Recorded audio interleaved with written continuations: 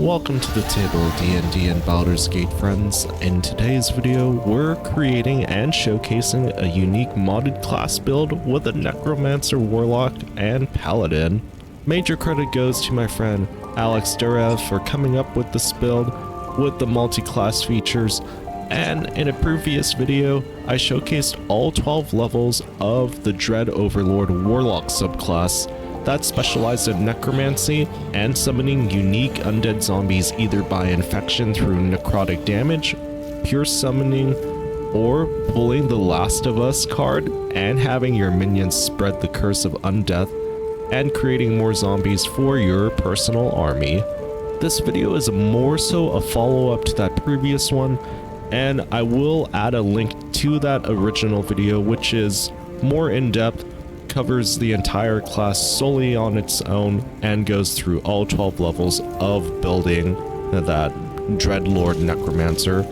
That is a separate video on its own. This build I want to solely dedicate to my friend Alex and how he created his own multi-class hybrid class with a Paladin, optimized it very well too, and fully bringing that to life and showcasing it to you all visually, and potentially even making an alternative to my Witch King of Angmar, the previous build as well.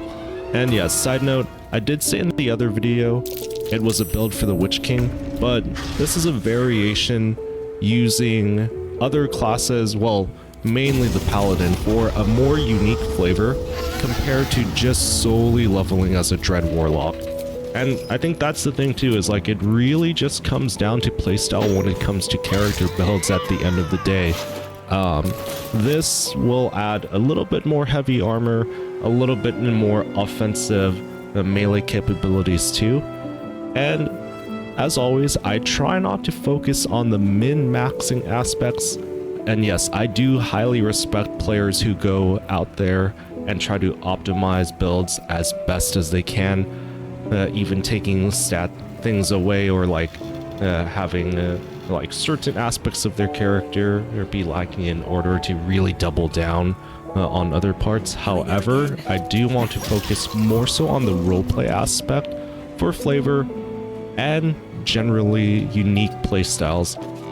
Oftentimes, mods can lead into being overpowered, but I will say the mod author of the Dread Overlord subclass for Warlock has done a really solid job at keeping within the game balance without completely breaking it to the point of bulldozing over everything.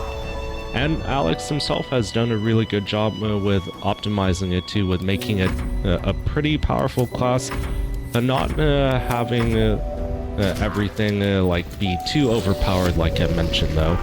It definitely has the potential to be a frontline class, and also being able to hold its own in melee combat too, as we'll see later on. Now, onto the actual build. Alex has stated this is a necromancer who maintains the path of balance, fixes the world to its normal state, very similar to the necromancers in Diablo and other settings, and it's definitely a change up from the typical necromancer type of character, which is oftentimes portrayed as malicious or pretty malevolent or even just downright evil. And it's sort of like an alternative mirror opposite build to my Witch King of Angmar, which that build very much blatant about turning anything and everything undead and essentially making everything their puppet. This one, it's more so reluctantly using the powers of undeath in order to defeat greater evil. And side note, I will say I actually really like that concept of using evil to fight evil. It's definitely a rabbit hole that I could go down into, but we can definitely save that for another video in and of itself. Now, Alex has also stated the race doesn't really matter too much. However, I was told that this character does need extra mobility, and specifically only using ranged magic like Eldritch Blast on very rare occasions, some of which could include the range of some enemies being too far to actually get into melee combat with, or specifically to throw off melee fighters blocking weaker spellcasters in the party. It is an incredibly tanky character with strong damage output both in melee and even at range too.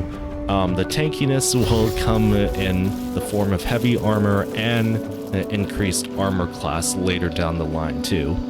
For Alex's advice, I decided to choose Astral Elf from the fantastical Multiverse mod, which grants a bonus action of Starlight Step, teleporting 9 meters to a space we can visibly see.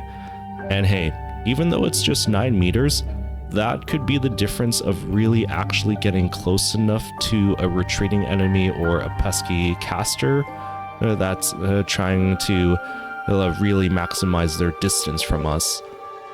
Some of the other race features include Astral Flyer, which you can pick any of the 3 cantrips. I decided to go with Dancing Lights, which, metagame-wise, it can help in later dungeon levels to make enemies more visible and actually being able to land your hits and your shots. And yes, even though we do have Dark Vision as a feature for this race, that doesn't mean that we have superior Dark Vision or that every other party member can see as well too. Then again, Sacred Flame is also pretty good for yet again just tacking on different types of damage. And I am starting off with this build as the Dread Overlord Warlock at first level, even though specifically the message Alex sent to me stated that their first level was Paladin for the heavy armor proficiency. At the end of the day, it all evens out, but I also respect if you decide to take Alex's route at first level in Paladin, especially because at that first level, having proficiency in heavy armor could be a key difference, especially at tactician difficulty. So go either way. At the end though, just make sure that you have you follow the rest of the guide to a T. But since we're going with Dread Overlord at first level, we do have immediate access to cantrips and spells rather than heavy armor. And as for cantrip suggestions, Alex's cantrip suggestions were Eldritch Blast and Bone Chill for the bread and butter damage output, and also further suggested more necro spells to dish out our burst damage, but also because the Necromancer spells, like I stated in my previous video, when you kill someone as a Dread Overlord with Necromancer spells, they turn into zombies and you're essentially given a free minion to use in battle. So for the Necromancer spells at first level, we'll essentially pick Inflict Wounds and Arms of Hadar. As for background, I personally decided to go with Charlatan as my background, specifically for deception and sleight of hand bonuses, but really it's whatever you're feeling for your playstyle or for your character roleplay. As for the specific stat output for abilities, this is what Alex sent me. It was 11 strength, 10 dex, 16 con for extra beefy health, 10 intelligence, 10 wisdom, and of course for warlocks, it's a charisma dump, so 17 charisma. And all in all, it's a very solid and very respectable choice to have those points spread across like that. I will say that it is generally balanced. Very happy that charisma is able to still get to its maximum of 17, and also impressed too with constitution being at 16 at this very early stage. Oftentimes too, which side note, when it comes to min-maxing, like I will definitely have negatives in certain abilities. Most often recently that I've noticed would be strength. Then again, I have been playing a lot of casters recently, but beside the point, there's no negatives in any ability, and overall, the balance, of course, being pretty good at early level, and health, of course, health is going to be your second highest ability too.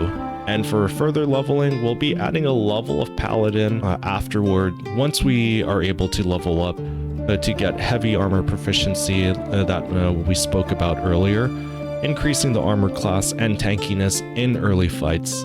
Alex then states there needs to be specifically 5 levels of Warlock, with the chosen feat being ability score increase to bring charisma to 19, and also using Hag's Hair to buff it to 20 in the early game stages too. That is really smart as well. It's definitely kind of going with like a blitz tactic of increase in charisma because well, not really a spoiler. Once you've picked Pact of the Blade, that will switch it so that charisma is your main attack modifier rather than strength for your melee weapon output. And yes, speaking of Pact of the Blade, you'll also get extra melee attack at level 5. And yeah, like I said, charisma all the way with Pact of the Blade. Later on, 4 levels will be taken into Paladin for dueling fighting, and also picking up Smite and an extra melee attack as well to stack with the Warlocks alongside heavy armor expertise for even more armor class and a +1 to strength, which is pretty handy since the main character does have quite a bit to carry for quest items.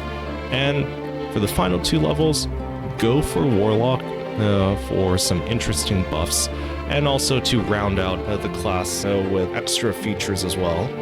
Now for the gear and items, Necromancy of Thay gives you major buffs to all of the necromancy spells and features for this class, such as being able to speak to the dead for unlimited uses. That's a pretty good thing. But for my personal love, I really like Dance Macabre that you get from the Necromancy of Thay. I believe you get this in Act 3. This does allow you to summon 6 ghouls after each short rest to create more of a small army of yours to command, as if turning people and things into zombies was not powerful enough. For other items and gear, well, I'm definitely going to butcher this. Ketheric Throm's armor, as it does have hidden synergy with the Dread Overlord subclass by not limiting the Dead Souls counter. And yes, not limiting the Dead Souls counter means you can, like I said earlier, pull the Last of Us and have your zombies infect other creatures and people to create even more zombies in your undead horde. And also, one of the other important quest/magical items, Shar's Mirror, will buff charisma to a whopping 22, giving a total of +6 charisma throws. I also decided to add a few items of my own choice to this build, based on personal playstyle. It's not necessarily meta, but they either complement the roleplay build or synergize pretty well in Alex's build too. For the headpiece, I decided to go with the Scabby Pugilist Circlet, which adds a condition of martial bravery. Weapon and unarmed damage attacks deal an additional 2 damage if surrounded by 2 or more foes. I like this as it kind of favors a very aggressive playstyle and literally rushing into the front lines. It doesn't specifically say what foes either, so you could essentially be fighting small groups of mobs or adds, whatever you may call them, essentially just cannon fodder, and just upping your weapon output damage as well. For the cape, I decided to go with the Nymph Cloak. It sort of plays well into the build, and also especially if you wanted to roleplay as a Ringwraith or the Witch King of Angmar with Dominate Person, which specifically makes it so a humanoid creature fights alongside you. Every time that creature takes any amount of damage, it has to succeed a wisdom saving throw against your domination, and 10 turns, that is quite a long time. I do like this just because I like the idea of potentially turning enemies against their allies and really just adding to a sense of battlefield control and overwhelming a boss enemy with their own minions, plus with our zombies too. For the gloves, I decided with the Dark Justicar gauntlets just because they match and complement Reaper's Embrace, aka Ketheric's armor, and umbrella attack, additional 1 to 4 necrotic damage. That really it plays well into the roleplay of Alex's build. I also do like Beckoning Darkness, even though it is pretty situational. This does fare well in most dungeon areas too.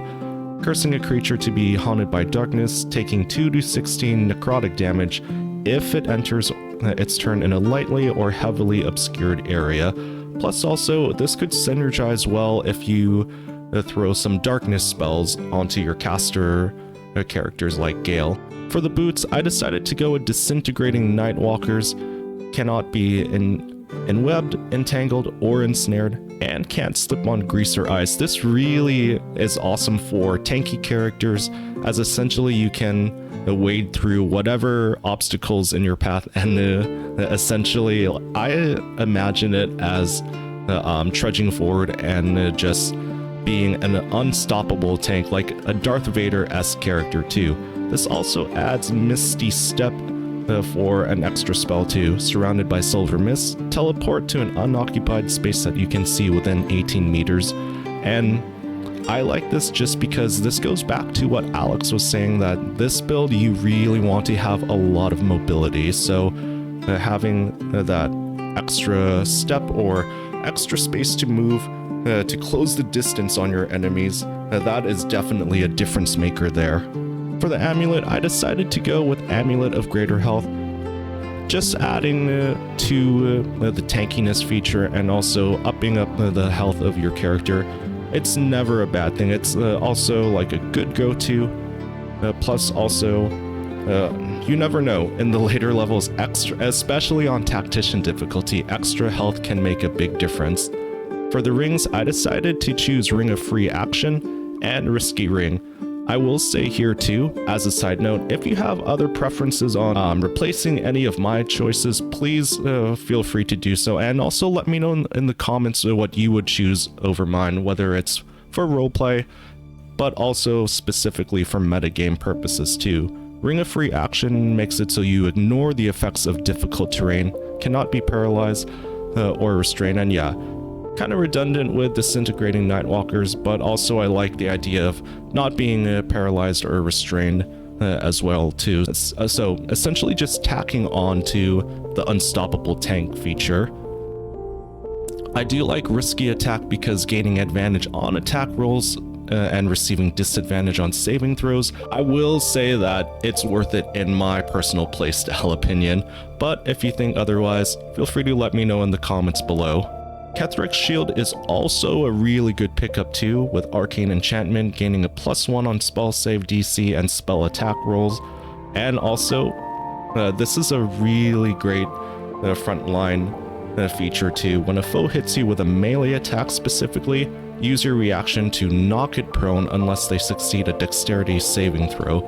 So it basically just punishes enemies for targeting you or having the audacity to try to damage you. There's also Flail of Dread Skulls. Yes, it's not the most damage dealing weapon out there, but at the same time, with the necrotic damage and also the design of the weapon itself, it's a nice look for your Necro Paladin / Witch King build too. Plus also having tenacity, it's just a little safety net of dealing some amount of damage anyway. But one thing I really love as well is that the target also must succeed on a wisdom saving throw, and if on failure, they are struck by Yunogo's curse.